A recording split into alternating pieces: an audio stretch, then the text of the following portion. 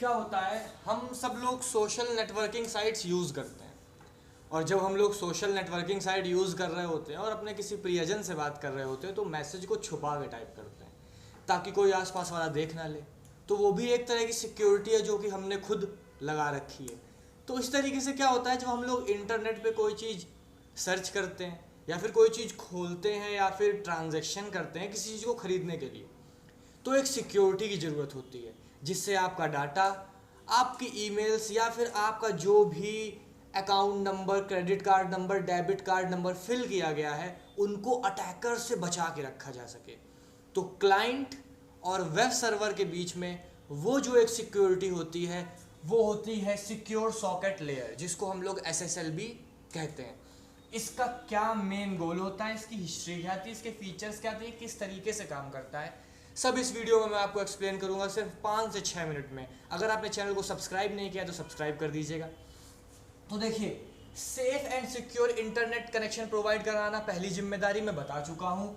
Data safety मतलब जो भी हम डेटा इनपुट कर रहे हैं, हमारे कार्ड नंबर्स, हमारी डिटेल्स, उन सबको हाइड रखना है इसकी जिम्मेदारी, ताकि कोई अटैकर आए तो उसको रीड ना कर सके।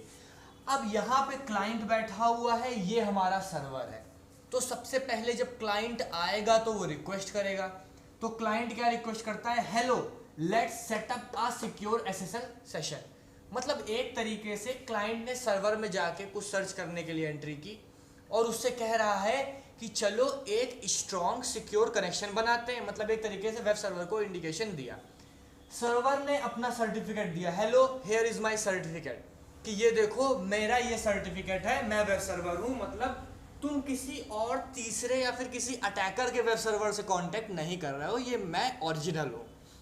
उसका क्लाइंट कहता है हेयर इज माय सेशन की। मतलब अब क्लाइंट आया है तो उसको एक सेशन की मिलती है जिसके अंदर वो कितने टाइम तक उसको यूज़ करेगा, किसी साइट को कितनी देर तक रुका, वो सब डेटा उसमें फीड रहता है।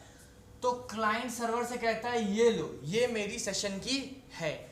इसके बाद ये दोनों एक दूसरे को पहचान जाते हैं कि हाँ दोनों पर्सन सही है, उनका काम बन सकता है, मैं वेब सर्वर हूँ, मैं क्लाइंट हूँ, और एक सिक्योर SSL सेशन बन जाता है जिसमें डेटा की प्राइवेसी भी रहती है और कोई डाटा भी हैक होने का खतरा या फिर किसी तरह का सिक्योरिटी थ्रेट नहीं आ सकता। एक लेयर चढ़ जाती है सिक्योरिटी की। अगर हिस्ट्री की बात करें तो सबसे पहले आपको जान लेना चाहिए कि SSL को नेटस्केप ने बनाया है, और उससे मजे की बात यह है कि इसका सीधे सीधे SSL वर्जन 2 लॉन्च हुआ था, जो कि हुआ था 1995 में। अब बात ये आती है कि 1995 में वर्जन 2, वर्जन 1 कहाँ गया? तो दरअसल मजे की बात यह है वर्जन 1 कभी पब्लिश हुआ ही नहीं। उसके बाद कुछ सिक्योरिटीज को बढ़ाया गया और SSL ने अपना वर्जन 3 लॉन्च किया 1999 में।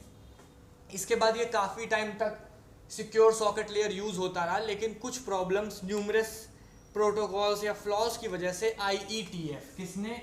IETF मतलब कि इंटरनेट इंजीनियरिंग टास्क फोर्स ने 2015 में ये कहा कि अब सिक्योर सॉकेट लेयर उतना इफेक्टिव नहीं है, अब हम एक नया प्रोटोकॉल लाएंगे जिसको हम लोग ने नाम दिया था ट्रांसपोर्ट लेयर सिक्योरिटी, TLS, जिसका मैंने एक वीडियो बना रखा है, उसको आप दे सकते हैं कंप्यूटर नेटवर्क सिक्योरिटी की प्लेलिस्ट में।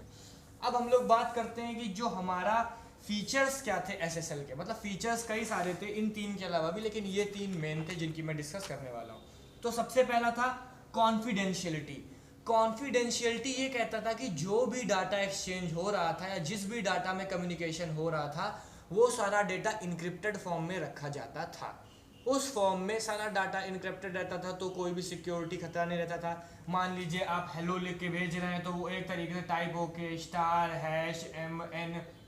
*#MNP किसी फॉर्म में जा रहा है, जिसको डिकोड करना एक अटैकर के लिए मुश्किल है, हो सकता है उसमें टाइम ज़्यादा जाए, तब तक आपका सेशन ही खत्म हो जाए।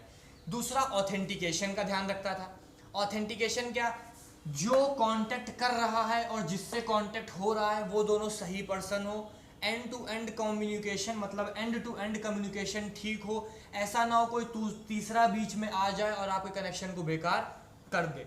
उसके साथ साथ आता था रियलेबिलिटी, मतलब जो मैसेज, जो इन्फॉर्मेशन भेजी जा रही है वो उसी फॉर्म में जाए। ऐसा ना हो मैसेज का टाइप चेंज कर दिया जाए या उसमें कोई भी किसी भी तरह का मिस्टेक कर दी जाए या फिर डेटा को किसी भी तरीके से ले अटैकर और उसको अपने पर्सनल यूज़ के लिए इस्तेमाल करे।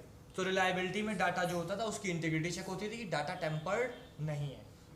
अब सबसे बड़ी बात कि सारे टीसीपी एप्लीकेशंस के लिए एसएसएल अवेलेबल था, और एसएसएल जो था वो मोस्टली सारे वेब ब्राउजर्स को भी मिलता था, मतलब सारे वेब ब्राउजर्स में ही लगा हुआ था और साइट्स भी इसका इस्तेमाल करती थी। जिस साइट में ये नहीं होता था उसमें कई मोस्ट पॉपुलर ब्राउजर्स दिखा देते हैं इनसिक्योरिटी, मतलब इसमें कनेक्शन सिक्योर नहीं है।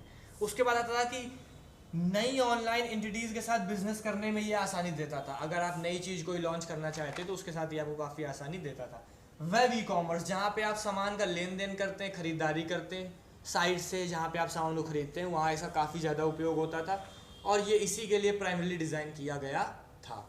ये पूरा एसएसएल का था, सिक्योर सॉकेट लेयर, जो मैंने पेपर के पॉइंट ऑफ व्यू से आपको पूरा समझाने की कोशिश की है, जिससे आप इसको आसानी समझ के काम कर पाएँ। अगर आपको वीडियो पसंद आया हो तो लाइक करिएगा, साथ ही साथ चैनल को सब्सक्राइब करिएगा।